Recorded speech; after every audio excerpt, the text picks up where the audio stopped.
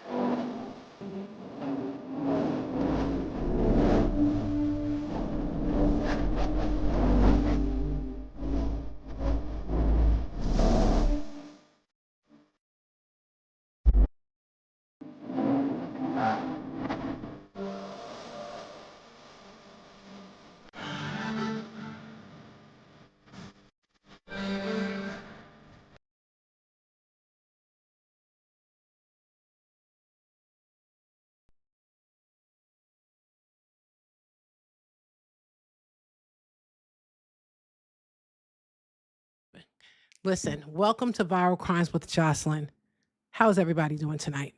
Listen, share, and subscribe to my channel, and make sure you turn on your notifications so you never miss a live. I'm live on YouTube, Instagram, Facebook, TikTok, Twitch, Kick, Rumble, Patreon, and X. Listen, you can never tell me you don't know where to find me. So, listen, you guys, my question is, this case is about Mr. Hernandez, the football player. So how does a young man go from being an NFL superstar with fame, you guys, wealth, talent, and an entire future ahead of him to becoming a convicted deletioner? Fill in the blanks. So tonight we are examining the disturbing rise and fall of Aaron Hernandez. But this conversation, let me drink something. This is my second live, so my throat's a little parched, but okay, so this conversation is bigger than football. It's bigger than fame. It's even one certain words you can't say. So you guys, let me skip over that whole thing. So we're going beneath the headlines to examine the psychological warning signs, childhood trauma, anger, violence, possible brain damage, and the choices that ultimately destroyed his life. So was Aaron Hernandez born with the capacity to delete? Was he shaped by his environment? Did repeated head trauma contribute to his behavior? Or are we sometimes too quick to search for an explanation that takes attention away from personal responsibilities? I believe that one. So as we watched Jay Wisdom, thank you guys. So Jay Wisdom is the bomb. Go over there, like, share, and subscribe to his channel. He's got great content. So I'll pause the video so we can examine the information. So let's get into this video. I'm going to pause and come in and out. We're going to break this down, okay? Frame by frame. Let's go, you guys. People tried to compare him to O.J. Simpson, but I don't think they're similar at all. When O.J. was accused of murder, he was 46 years old and had retired from playing football. That isn't the case here. To anyone reading the headlines, Aaron Hernandez just sounds like pure evil. But after watching this video, you'll realize that this is one of the most complex psychological cases I've ever broken down. On June 17, 2013, a jogger found the body of a 27-year-old man named Odin Lloyd, riddled with bullets at an industrial park in North Attleboro, Massachusetts, about a mile away from Aaron Hernandez's home. And by home, I mean his 7,000 square foot mansion that he lived in with his fiancée and daughter, the home he'd bought with his multi-million-dollar contract that he'd signed a year prior, the home of a man who seemingly had it all at just 23 years old.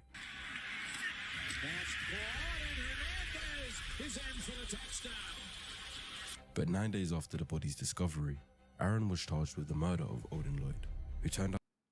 Okay, you guys, before we get deep into this, let's understand who Aaron Hernandez was. You know, I just don't want to just barrel over it and just jump into, you know, the actual case. So before Aaron Hernandez became known as a convicted deletioner, he was known as one of the most talented young players in professional football ever, you guys. He was born on November 6, 1989 in Bristol, Connecticut. From an early age, Hernandez showed exceptional athletic ability. He became a standout football player in high school and later played for the University of Florida, where he helped the team win a national championship.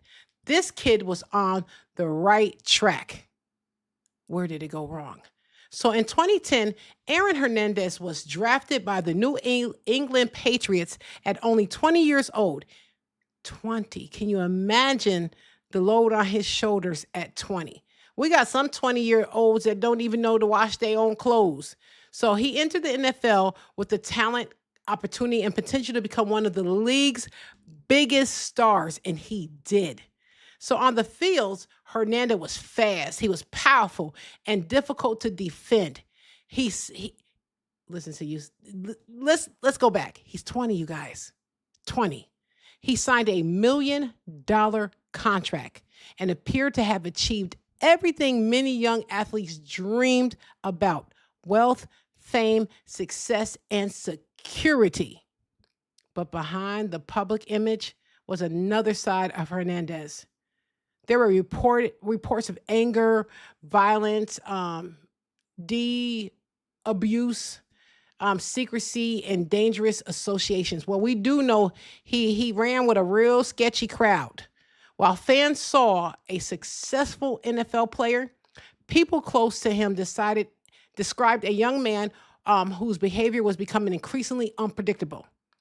So in 2013, the body of Odin Lloyd, that happened to be, again, one of these things that I tried to talk about, was his friend. Odin was Aaron's friend. He was found less than a mile from Hernandez's home. Lloyd was dating the sister of Hernandez's fiance. Let me say that again. Odin was dating Hernandez's fiance's sister and had been with Hernandez only hours before his passing. Aaron was arrested. He was charged and later convicted with Odin Lloyd's deletion. Almost overnight, the image of the celebrated football star disappeared. Why did he throw his life away? In its place was a disturbing question, you guys. How did someone with so much talent, so much money, so much opportunity become capable of taking another person's life? Was Aaron Hernandez always dangerous? Or did trauma, fame, violence, possible brain injury help shape the person he became? That is what we are examining tonight. Thank you guys for joining in. Let's get into this video and we're going to break it down. To be the boyfriend of Aaron's fiancee's sister, someone he'd personally known and spent time with. Few have fallen as far or as hard as former NFL star Aaron Hernandez. The hands that caught so many touchdown passes in handcuffs today as he was led into court, charged with the brutal murder of his friend Odin Lloyd. But during his time incarcerated, It also came to light that another 2 murders had been committed by Aaron a year before, as in July of 2012, he allegedly pulled up alongside a vehicle at a red light and fired 5 shots into the car, killing Daniel de Abreu and Safira Furtado. And in between these 2 murders, in February of 2013, Aaron allegedly attempted the murder of his own associate Alexander Bradley, shooting him in the face at point-blank range, which Bradley somehow survived and lost his eye. And this changed everything, because Aaron wasn't now just this one-time killer who could have been acting out of panic or defense. He was seemingly someone who'd been given millions and couldn't give up his desire for violence and murder. I wanted to figure out how a man becomes this way, what really went on for his brain to be shaped this way, the effects of his father, the effects of his closeted sexuality, the effects of the repeated head collisions given him the worst case of the disease CTE ever seen in someone his age. How did all these factors allow Aaron Hernandez to supposedly murder 2 people, play a whole season of world-class football on the biggest stage, and then murder again? And figuring out the why in this case is far from a singular pinpoint reason. Aaron's brain was a boiling pot of factors that led him down this path of death. Now, you guys, we all know that what's on the outside does not always mean that it's perfect. You know, we see him around here. He's got a lot of money, big houses, but Aaron Hernandez appeared to have something else was going on. Even though what we saw, he appeared to have everything, but outward success does not necessarily reveal what is happening psychologically or privately. And I believe that this young man was going through a lot. And that on top of, I do believe that he did have a brain injury. I truly believe that. He just had a lot of factors that were against him. And destruction.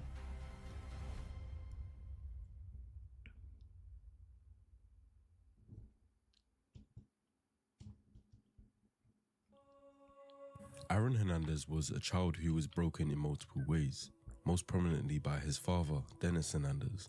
In the household was Dennis, his wife Terry, and his 2 sons, DJ and Aaron. And the boys had to live in constant fear of the man supposed to love and protect them. Would he beat your brother and you? Oh,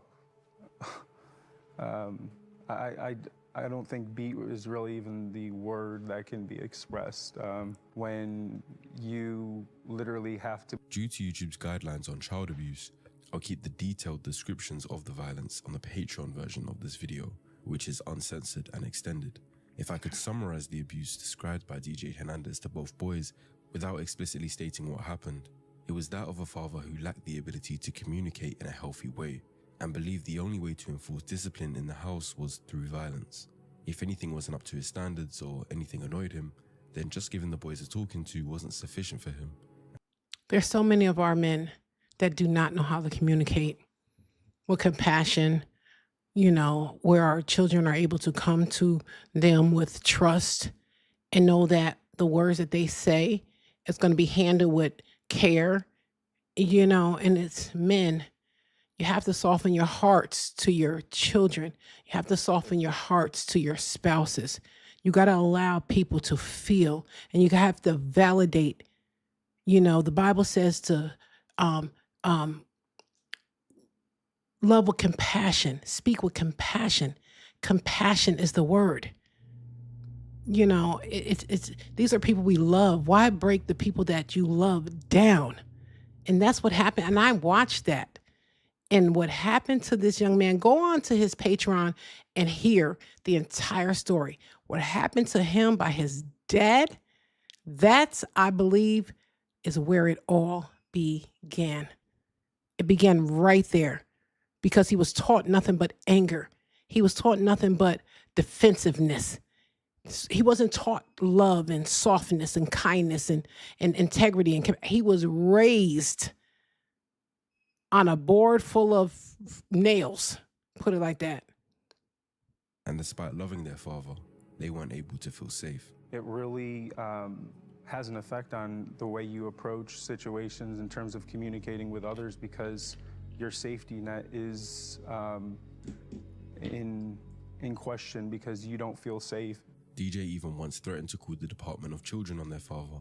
This was only met with even worse threats from Dennis. The violence wasn't only directed at the boys either, but towards Terry also. In DJ's book, The Truth About Aaron, he mentions how they would actually carry out violent acts towards each other, but Dennis, being the bigger, stronger male, would often get the better of her and Terry would end up worse off. But here's where it gets confusing for a child's brain to comprehend. Dennis still showed love to Aaron. He still got him into football, took him to training, hugged and kissed him, and he was a present father. But this is quite a tragic attachment style to develop. Attachment theory essentially describes the template a child builds for future relationships from their earliest bond with a caregiver. Secure attachment is what forms when a caregiver is a reliable safe haven, when they do everything to make their child feel protected. But when the same person is simultaneously the source of comfort and the source of terror, when the person who's supposed to protect you is the one you feel you need protection from, the child faces an impossible bind, a state that researchers call disorganized attachment. The instinct to run towards the caregiver for safety collides with the instinct to run away from the threat, and the two can't figure out a way to coexist because it clearly doesn't make any sense to the brain. You're supposed to love this caregiver, but they keep hurting you. You guys, at this point, Aaron did not have a chance when it comes to softening his heart towards certain situations. So we have this young man who was already being aided by his dad, emotionally and mentally. So, at this point, we begin to see that Aaron Hernandez's life was far from complicated than the successful image the public eventually saw. Aaron grew up in Bristol, Connecticut, in a household reportedly marked by fear, instability, and strict expectations. His father, Dennis Hernandez, was described as a powerful and controlling presence who pushed Aaron and his older brother heavily into sports. Later reporting also described physical abuse within the home. Aaron was extremely close to his father, but that relationship appeared to have been complicated.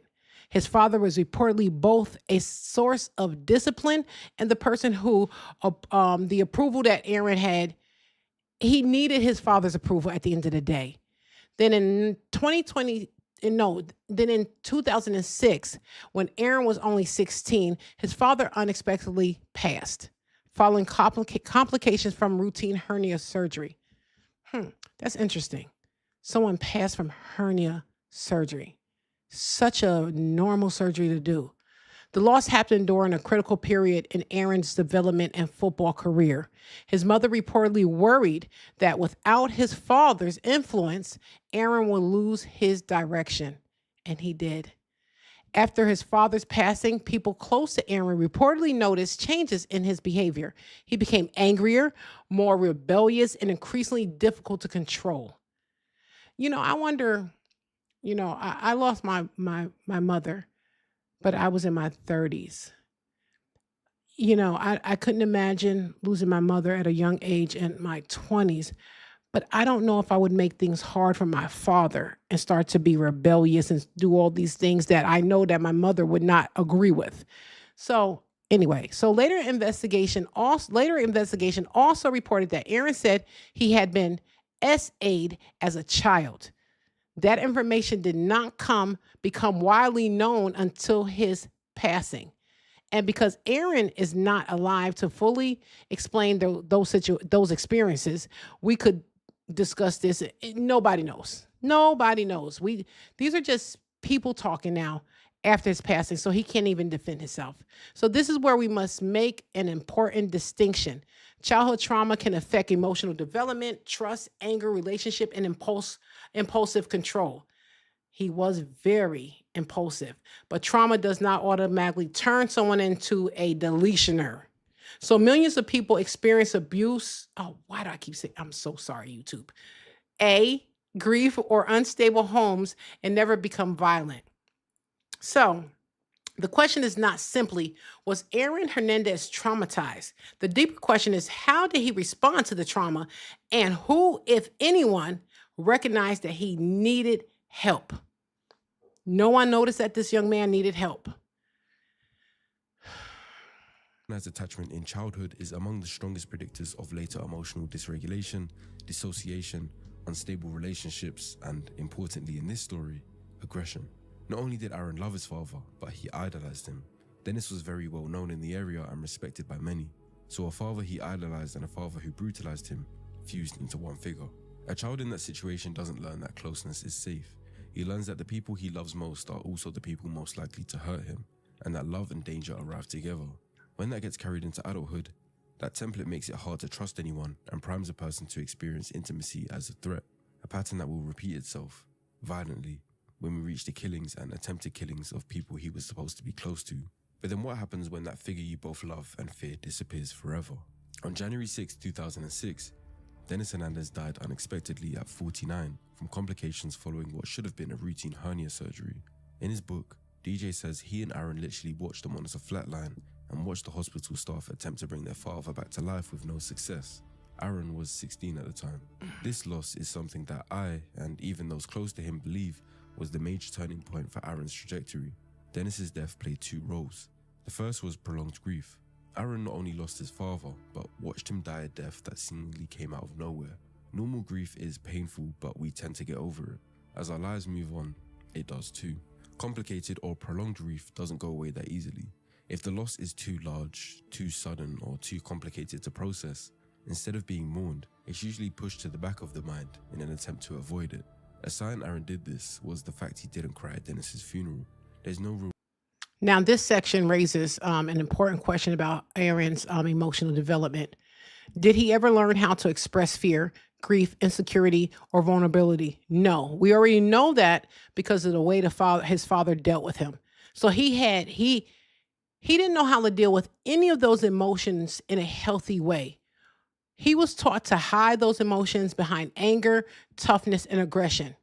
From a young age, Aaron was surrounded by expectation surrounded about strength, masculinity, athletic performance, and maintaining a certain image. Fake it till you make it. In environments like that, emotions such as sadness, fear, shame, or confusion may be treated as weakness. And that's what people don't understand. It is not. God gave us these emotions, these feelings. They are a part of who you are. God made you with this. So when you have somebody trying to strip you of something that you were created with, it's insane. You cannot hide it. It is in you for a reason. It's your mechanism to have discernment, to have compassion for others. This is why God gave us these emotions. So when people do not feel safe expressing vulnerable emotions, those feelings do not simply disappear. Sometimes they become anger and, like he did, lashing out. They appear as substance abuse, reckless behavior, control, intimidation, or violence.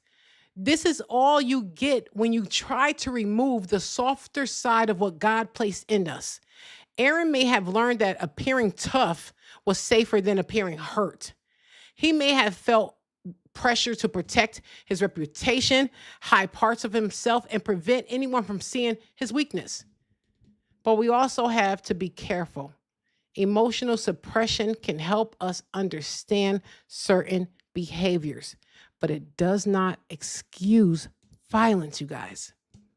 Many people grow up hiding their emotions.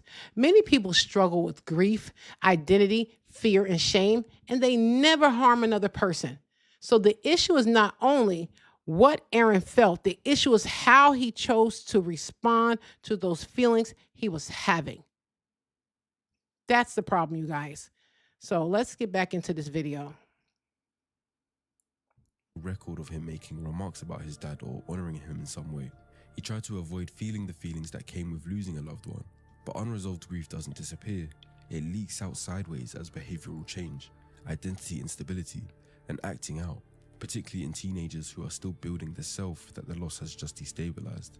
And that was the second role Dennis's death played, the loss of stability. That's the cruel paradox of Aaron's grief. The man who had terrorized him was also the only structure that organized his world, and when that structure vanished, so did the rails. He drifted towards a riskier social orbit, searching for the belonging and the discipline that had been ripped away. The main reason Aaron kept his behavior in check was because he feared Dennis. It was an external brake stopping him from crashing. But with Dennis gone, and nothing internal yet built to replace it, the boy was left to regulate himself with tools he'd never been given. You might be wondering, but wasn't Terry still around? Wasn't she there for Aaron when Dennis died? I hate to judge parents because I understand parenthood can be difficult, but the actions Terry chose after Dennis's death can only be described as selfish and insensitive.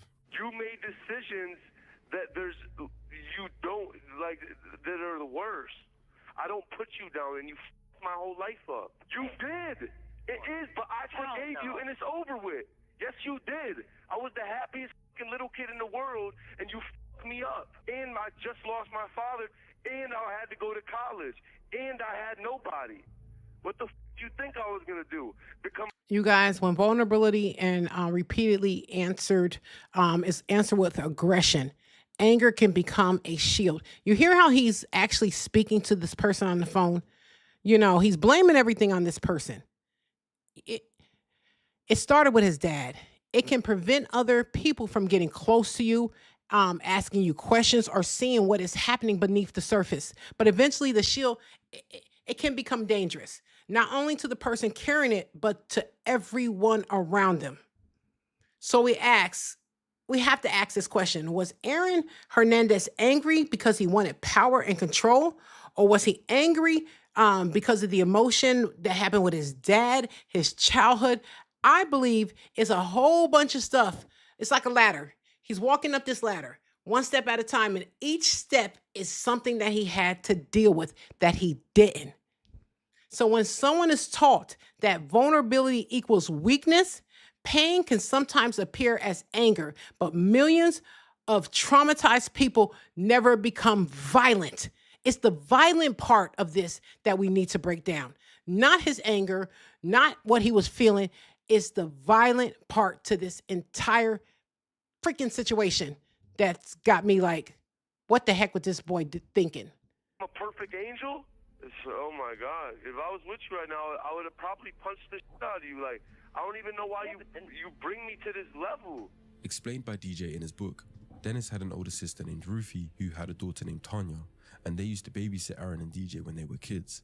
They stayed close as the boys grew older, and when Aaron wasn't training, he would usually spend time with Tanya and Tanya's husband Jeff, who in a short period had become Aaron's closest friend in Bristol. Jeff taught Aaron how to drive and how to fish. However, despite Tanya and Jeff still being married, within 12 months of Dennis's death, Terry steals Jeff from Tanya and lets him stay at their house. This completely breaks Aaron.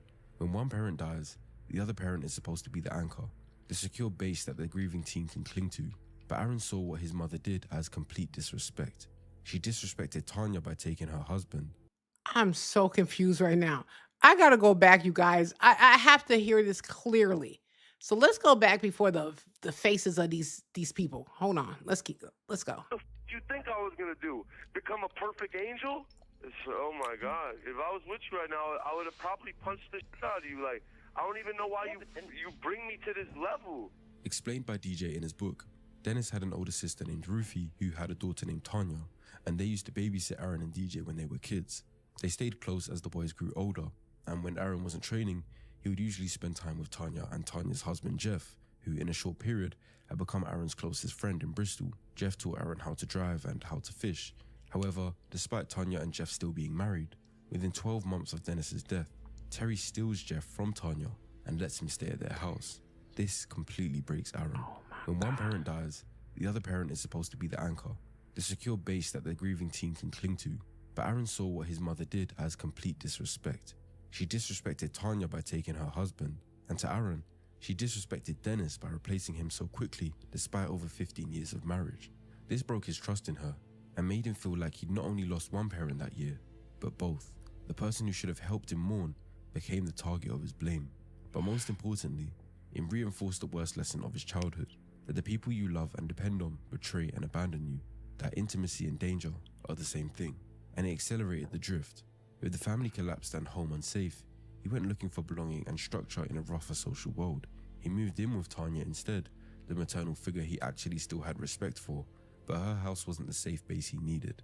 DJ said, Aunt Ruthie and Tanya would allow anyone with a pulse into their house, drug dealers, drug users, even convicted felons. This is in fact where Aaron would meet the same men he'd commit murder with. It turned a vulnerable kid still trying to find himself into someone who now idolized the street life, who saw those guys as the ones with power and respect. But there was another event in his childhood that ruptured Aaron just as much, if not more, than Dennis's abuse. When Aaron was 6 years old, DJ describes another traumatic event Aaron supposedly went through whilst at their babysitter's house. It does pertain to sexual abuse on a child. Again, something I definitely have to leave the detailed events of to the uncensored Patreon version. But this violation completely shaped a huge part of Aaron's psychology going forward. It made him question himself for years. His defense lawyer, George Leontire, later stated that Aaron confided in him, asking if his... You guys, if all of this is true, you know, the start from the from the dad, you know, mom doing what she did out here being a, what is called 304. And now we're hearing that his babysitter, this kid, we need to say to him, we're glad you made it as far as you did, because this is kids living in better situations that don't amount to nothing. And with all that adversity against him, he still was able to graduate high school, get into college, get into the NFL. Come on now. We got to give him his flowers. We do. He needs his flowers, you guys. Sexuality was due to the abuse. Aaron framing it that way was a way for him to manage his self-hatred, because then in his mind, if the abuse made him gay, then it wasn't his fault. But that was just Aaron's thought process and justification. Now, I did hear a lot about that with his best friend. There's nothing wrong with that. I'm not saying if that's his sexuality, it is what it is, and if it's his choice. But I don't like when they hide it, because he had a girlfriend at home, took away her options to say, listen, this is not the road I want to go down. But he, just everything about this young man was just off. But I do believe that he did have issues. Some of his close friends said that he was with several of the young boys when they were in high school. And yeah, let's keep going, you guys. Not what the research suggests. He saw the abuse as an injury and his sexuality as the scars from it. This led to a self-hatred he never ended up overcoming. And how could you when you look at his environment? If Aaron had gone to your father and said, I have conflicted thoughts on my sexuality, what would your father have said? I don't know if he would have been able to finish his sentence. I really don't. I can't imagine him even being able to, or my dad would have thought he could beat that out of him. After Aaron's death, a high school teammate, Dennis Sansushi, spoke publicly about an intermittent sexual relationship between them that he said began in their early teens. A relationship both of them, he said, worked hard to hide. Aaron and I had an on and off relationship from the 7th grade to the junior year of high school. Aaron participated with many people. I was a small piece of Aaron's activity. You mean to tell me that the quarterback and the tight end is gay? I will say this, guys. The fact that no one else has come out after this, I'm on the fence with it. No one has come out to say, you know, I'm going to tell, but this guy. But yet he's saying he's had a plethora. I don't believe it. I don't know. I'm not going to say I don't believe it, but the extent to what he's saying, I don't believe it. Let's keep going, you guys. He sleeps with other men? No, doesn't sit right with people. Doesn't sit right within our own stomach at that time. But Aaron came from a household that completely rejected this idea, to the point of explicit homophobia. Growing up in our household, my father was extremely narrow-minded, especially when it came to sexuality. He had his definition of a man, which can be very intimidating for a child. You know, when my brother has all these questions going on about his sexuality. According to DJ, when they were kids, Dennis said to Aaron, Aaron, why do you stand like a with the hands clasped to your stomach and your elbows glued to your ribs? It's feminine. Are you only stand like that? There are no in the Hernandez family. DJ also said, I remember he wanted to be a cheerleader. My cousins were cheerleaders and amazing. And I remember coming home and like my dad put an end to that really quick. And it was not okay. My dad made it clear that he had his definition of a man. Adolescence is, in Erikson's developmental scheme, the state where identity is supposed to solidify, where a person works out who they are and integrates the pieces into a coherent self. But when core parts of that self must be hidden, the work can't complete. There's a heavy cost of concealing a stigmatized identity. You become vigilant to make sure no one finds out. You learn to compartmentalize a part of yourself And it's exhausting to maintain a public self that contradicts the private one. Aaron learning to compartmentalize parts of himself is a skill he later applied on a public scale. Everyone knew him as a polite guy with a big smile, not knowing he was a violent killer. The self splits into a performed version and a buried version, and the gap between them grows the longer it's concealed. Aaron had to stay concealed. He had a father his brother described as rejecting anything he considered unmanly, and took part in a hypermasculine sport that punishes perceived softness. During the time Aaron was alive, no single NFL player had come out as gay or bisexual while still actively playing. It was a sport where you needed to be aggressive, and no doubt had homophobic locker room banter during those times. Aaron was not going to allow himself to be humiliated or looked at differently. Aaron was, on this account, building a self.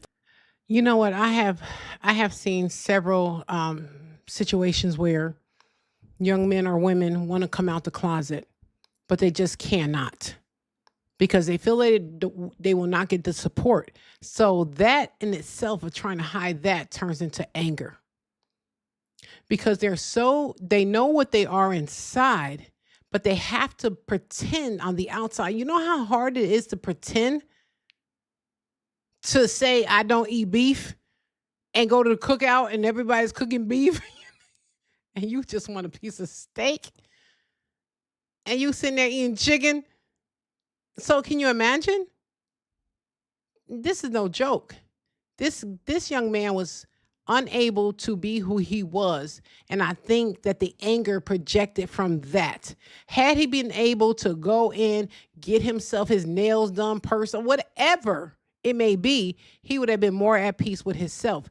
But because he was trying to prove something not only to himself, but to his father, that he was all man, so he had to put on this facade, and he couldn't carry the weight. You guys. That the two most important forces in his life, his father and his sport, had taught him to despise. The public man was this charismatic guy who was a brilliant athlete, laid over a private self he had been conditioned to see as shameful. This would later manifest into a shame-rage spiral. Psychologists draw a sharp line between guilt and shame. Guilt says, I did a bad thing. It's specific and easier to get over. Shame says, I am a bad thing. It's your entire self, your identity, and a lot more intolerable. Because shame is unbearable, the mind defends against it. And one of the most common defenses is rage. The shame-rage spiral works like this. A person whose sense of self is already saturated with shame experiences humiliation or disrespect not as a minor social friction, but as an existential exposure, like someone is revealing the true, weak version of them. And rage rushes in to convert the unbearable feeling of being small into the powerful feeling of being a threat. Anger restores, momentarily, the self that shame was dissolving. Now, hold this mechanism next to the trigger that prosecutors said set off the 2012 double murder. A man bumped into Aaron and spilled a drink. And one of the gentlemen was dancing. You know what? We are not going to push through this because I want to talk about his girlfriend. There was other people, victims in this situation with Aaron. So Aaron's story must be discussed carefully because much of what became public came from other people after his passing. A former high school, like we just saw, Dennis stated that he and Aaron had a relationship when they were teenagers. Aaron's brother also later suggested that Aaron struggled privately with his attraction to men and may have spoken to their mother about it while he was incarcerated. So, however, Aaron never publicly identified himself as in his lifetime. So we don't have him confessing to anything. His fiance, Shanae Jenkins Hernandez, they ended up getting married. And so why is she his fiance? I need to look at that. Said Aaron never told her that he was. She also said that he shared that with her, she would not have loved him any differently because he shared it with her. That's why.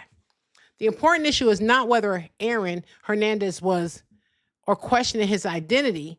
A person's orientation does not cause violence. And this is what everyone is looking over. We don't care about that crap.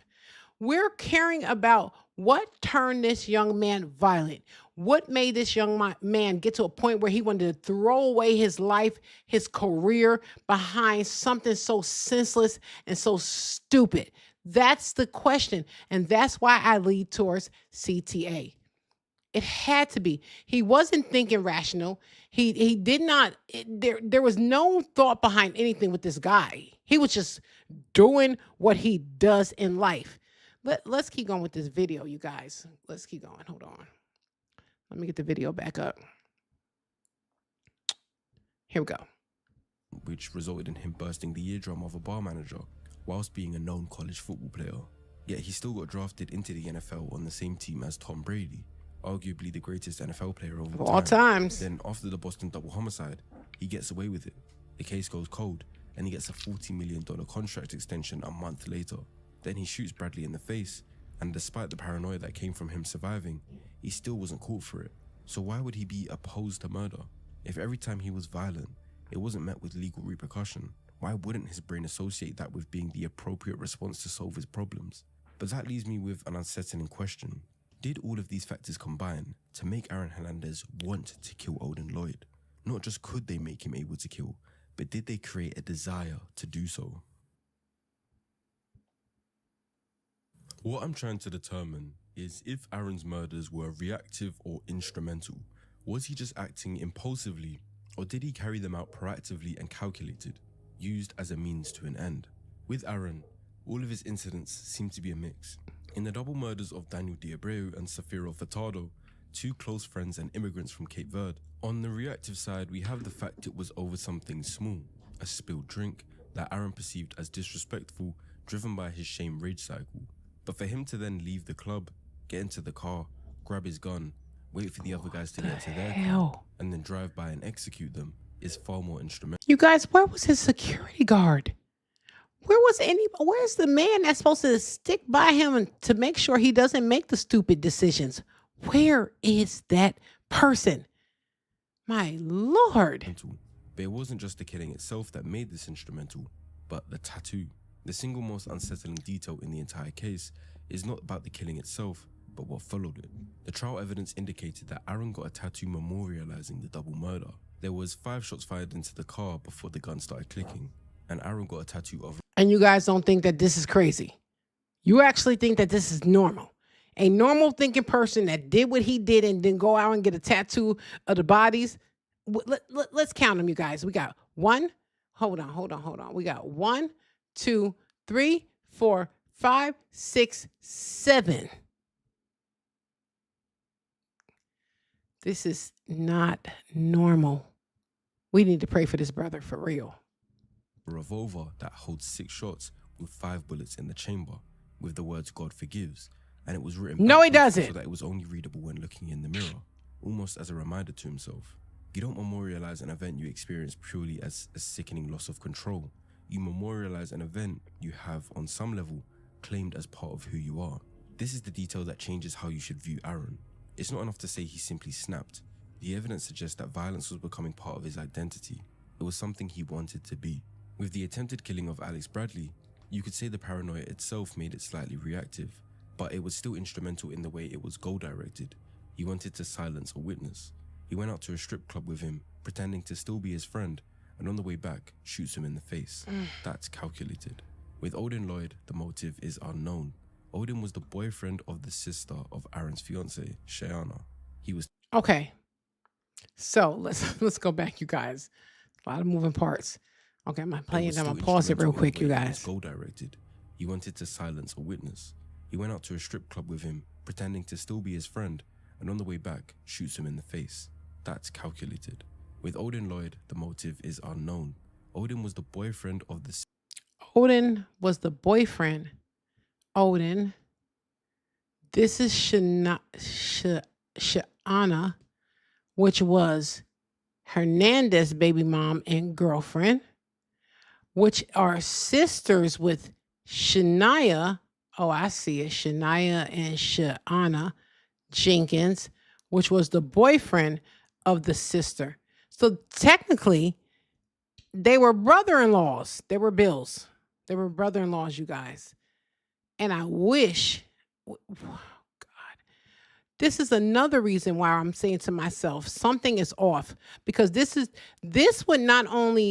brought pain to your baby mama. This brought pain to her sister, which brings more pain to her.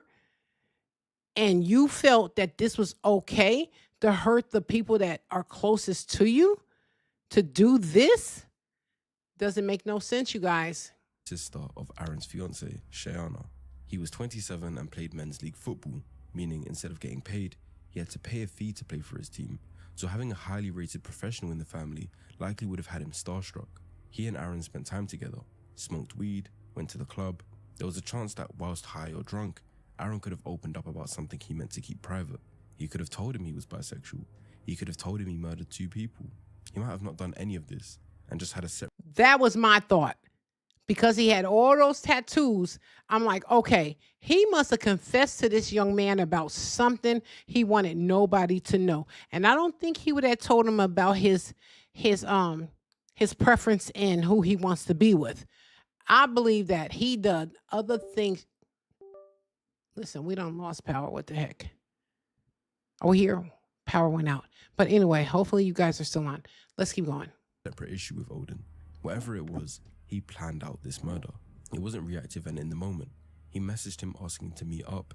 He drove him to a remote destination, took him out the car, and shot him multiple times. Odin's body was left on the ground, riddled with bullets, not far from Aaron's home. Aaron's prior validation had made him feel that he could carry out this sloppy execution and once more get away with it, but this ended up being the one that had him locked up for life. So why did he seem to want it? A self built on chronic shame is desperate for something that makes it feel powerful rather than small. A brain with a failing frontal brake cannot veto the impulses that follow. A world experienced through paranoia keeps supplying enemies, and a reward system reshaped by years of trauma and neurodegeneration can begin to attach a sense of potency, even relief, to the one act that reliably converts humiliation into dominance. That's the machinery by which a man does not merely commit violence, but comes to seek it. Violence had become the place where the version of him that felt shame briefly felt like the most powerful man in the room. In April 2015, Aaron Hernandez was found guilty for the murder of Odin Lloyd, and he had no emotional reaction to the verdict. Charging the defendant, Aaron Hernandez, with murder. What say you, Madam Foreperson? Is the defendant not guilty, guilty of murder in the first degree, or guilty of murder in the second degree?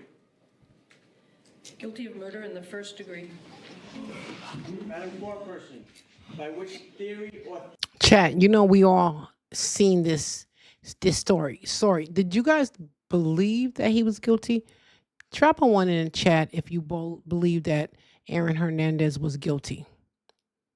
Now, I believe that he was guilty, but I believe that there should have been a little grace and mercy because of all the hits he took to his head.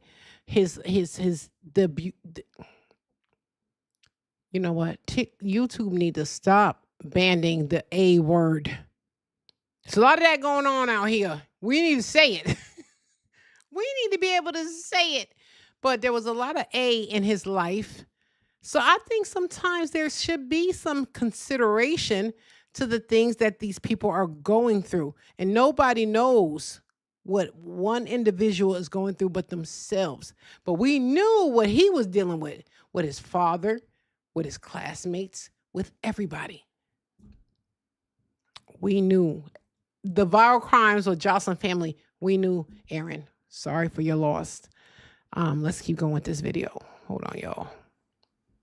Theories: deliberate premeditation and or extreme atrocity or cruelty.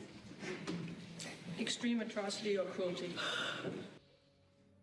2 years later, in 2017, he was found not guilty for the double homicide of Daniel D'Abreu and Sapiro Furtado in Boston, even though, with the evidence I've looked through, I strongly believe he did it. But for this verdict, he wasn't emotionless, and he cried seemingly real tears. Victim Daniel D'Abreu. Do you find the defendant not guilty? Guilty of murder in the first degree, or guilty of murder in the second degree? Not guilty.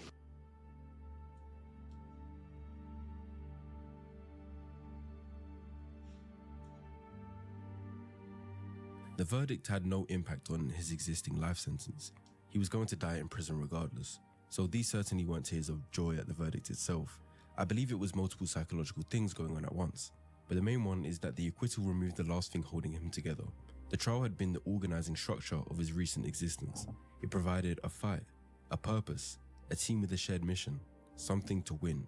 It was a lot better than thinking about sitting in jail forever. But then it ended, and here's the cruelty of it. He won, and the prize was nothing.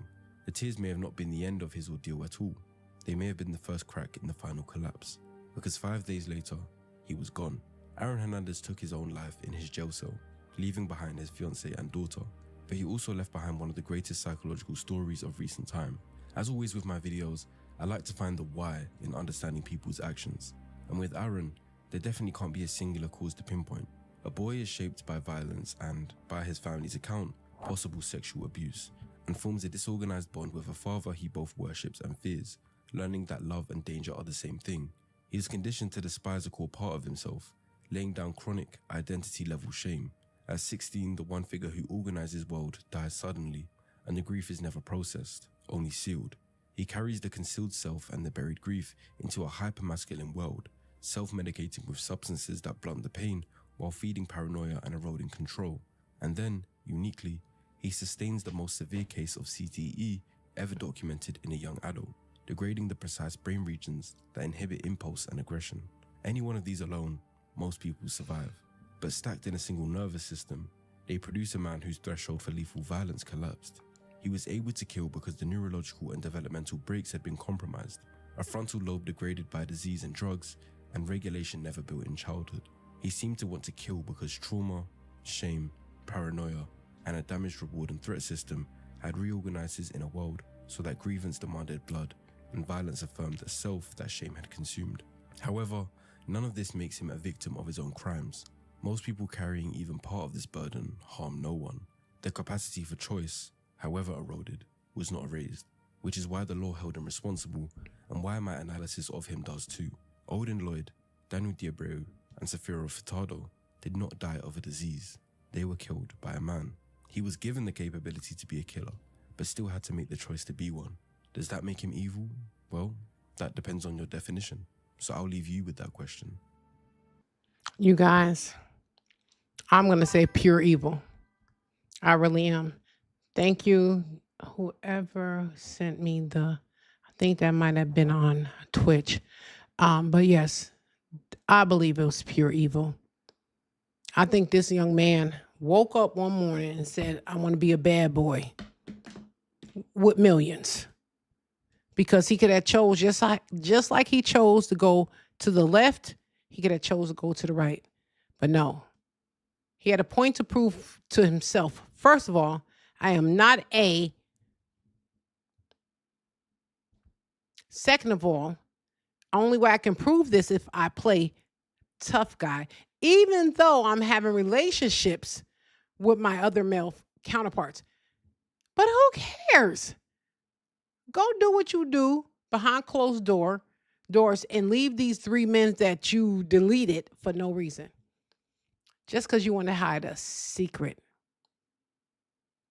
Do I believe he committed S-side? Maybe. Because he seems to be all over mentally. So it's a possibility that he might have deleted himself. I won't take that off the table. But you guys, thank you guys for joining another live from Viral Crimes with Jocelyn, y'all. So please like, share, and subscribe. You TikTok, get to tapping that screen. I'm out here working and getting information for you guys. I appreciate everyone that came on today. Let me see if I can shout out anybody. Hold on, let me put my glasses on because I can't see without them. We're going to shout out Jerry. Jerry, thank you. You are a part of the Viral Crimes with Jocelyn family. We just started a new page. It's called These Criminals Are Crafty. So get over there on YouTube. We're almost at 9,000 subscribers on YouTube. Yes. So get over there too. Don't meet us there. Beat us there, you guys. Who else is on here? Akani. We have Akani. We have Family for Life. Thank you guys for showing up for us tonight. And I appreciate every last one of you. You guys. Listen, hold on. Let me see who else. Who else we got? We just going to play at the end. just to see. We want to also pray for Aaron Hernandez's family, his children. God comfort them. God just give them peace. I know it's been a case that was in the past, but guess what? It's always in the future for these young people that's connected with him. Protect his family, protect his mind, protect their peace in the name of Jesus. So, okay, I like to end with that. But let's see who else we got. We have Family for Life. We have Akani. We have Itzai. Hey, Itzai. Thank you for joining the Viral Crimes family for tonight's live. Hey, that's my nephew. So he, the family support is always going to be there. So let me see who else we have. I think that's it. Listen, it's been we've been out this now 3 hours.